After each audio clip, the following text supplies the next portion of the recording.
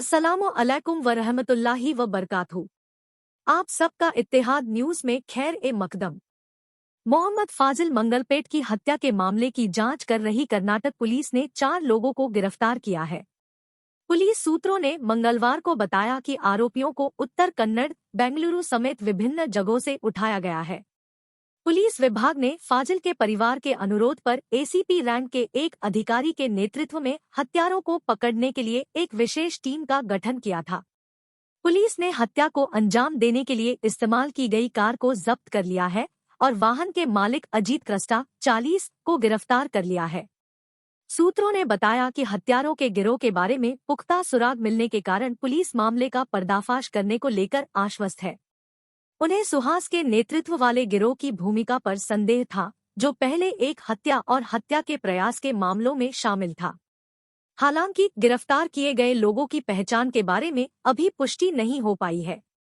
Police विभाग इस संबंध में दिन में बाद में घोषणा कर सकता है।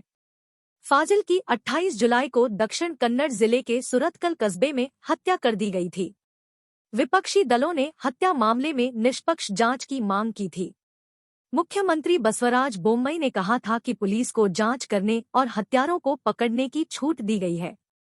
ऐसा संदेह है कि भाजपा युवा मोर्चा के सदस्य प्रवीण कुमार नेट्टारे की हत्या के प्रतिशोध में हिंदू कार्यकर्ताओं ने फाजिल की हत्या कर दी थी।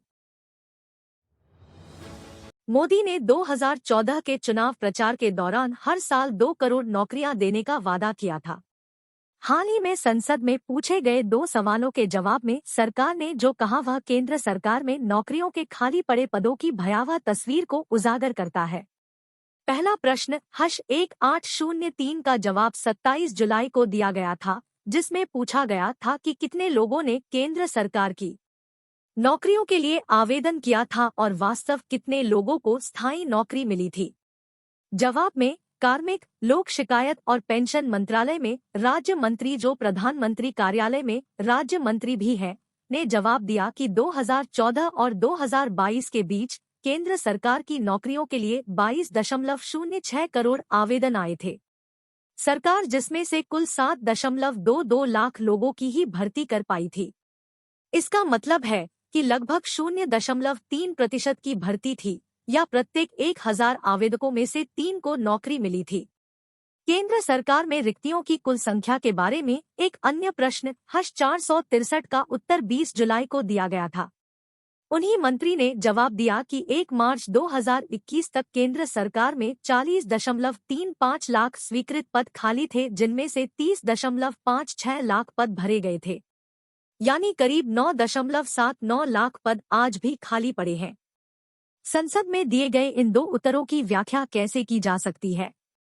सबसे तार्किक व्याख्या यह हो सकती है कि 7 लाख लोगों की भर्ती के बाद सरकार में अभी 9 लाख से अधिक पद खाली पड़े हैं। बढ़ती बेरोजगारी। हालांकि हाल ही में प्रधानमंत्री ने घोषणा की थी कि 10 लाख रिक्त पदों को जल्द ही भरा जाएगा, और ऐसा लगता है कि उन्होंने सभी मंत्रालयों और विभागों को ऐसा करने के लिए उपाय करने के निर्देश दिए थे। ये जवाब खुद देश में मौजूद बेरोजगारी के चौंकाने वाले स्तर को दर्शाते हैं। इससे यह भी पता चलता है कि बहुत बड़ी संख्या में ऐसे लोग हैं जो मामूली वेतन पर काम कर रहे हैं, लेकिन साथ ही वे बेहतर वेतन और सरकारी नौकरी से मिलने वाले विभिन्न सामाजिक सुरक्षा लाभों को पाने की आकांक्षा भी रखते हैं। दूसरे शब्दों में 22 करोड़ से अधिक आवेदक जो बेरोजगार भी हैं, साथ ही अल्परोजगार या प्रच्छन्न बेरोजगारों की श्रेणी का प्रतिनिधित्व करते हैं। जैसा कि नीचे दी गई तालिका में दिखाया गया है, जिसे मंत्री द्वारा दिए गए आंकड़ों से हासिल किया गया है, आवेदकों की संख्या में 2018 से 19 तक लगातार वृद्धि हुई। उस वर्ष इसने 5 करोड़ को छू लिया था।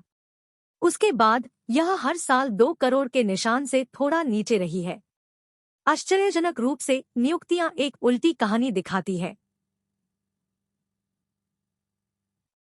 वे 2014 से 15 में 1.3 लाख से लगातार घटकर 2018 से 19 में लगभग 38,000 पर रह गई, जिसके बाद भर्ती ऊपर और नीचे हुई। 2021 से 22 में फिर से केवल 38,000 लोगों को ही रोजगार मिला।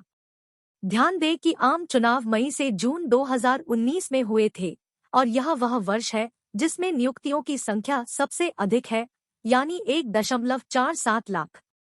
ऐसा लगता होता है कि नियुक्ति संबंधी कुछ निर्णय राजनीतिक चुनावी कारणों से संचालित होते हैं। स्थायी रिक्तियां। केंद्र सरकार में मौजूद रिक्तियों के बारे में क्या? सबसे पहले यह ध्यान देने की जरूरत है कि ये केवल मंत्रालयों और विभागों की रिक्तियां हैं, न कि विभिन्न स्वायत्त निकायों और सरकार के अन्य अंगों की रिक्तियां हैं। और जाहिर है, राज्य सरकार की रिक्तियां इससे अलग है।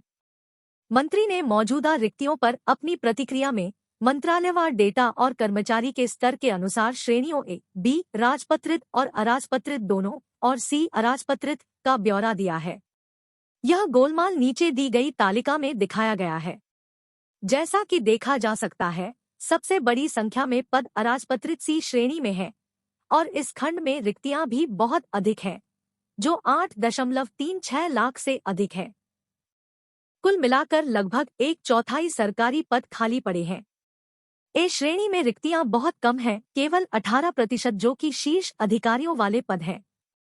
सरकार नौकरियों के बारे में प्रश्नों का उत्तर देते समय रोजगार सृजन या आय वृद्धि के लिए चलाई जाने वाली विभिन्न योजनाओं और कार्यक्रमों को गिनाती है, जिसमें सस्ते बैंक ऋण, मुद्रा या विक्रेताओं की योजना, उत्पादकता से जुड़ी प्रोत्साहन योजनाएं आदि शामिल है। हालांकि इस सब के बावजूद बेरोजगारी अभी भी पिछले 2 से 3 वर्षों से 7 से 8% के आसपास मंडरा रही है और शहरी औद्योगिक क्षेत्र या सेवा क्षेत्रों, केंद्रों तथा कृषि में लोगों के बड़े पैमाने पर विस्थापन से नौकरियों का संकट बेरोकटोक जारी है। यह मोदी सरकार की व्यापक विफलता का संकेत देता है, जो हर साल 2 करोड़ नौकरियां पैदा करने के वादे पर सत्ता में आई थी। साफ है कि केंद्र सरकार इसमें पूरी तरह विफल रही है। केंद्र सरकार की रिक्तियों और भर्ती के आंकड़ों से पता चलता है कि उन नौकरियों पर भी जिन्हें वह सीधे नियंत्रित करती है, उनके पास उन्हें भरने की इच्छाशक्ति या दूरदर्शिता नहीं है।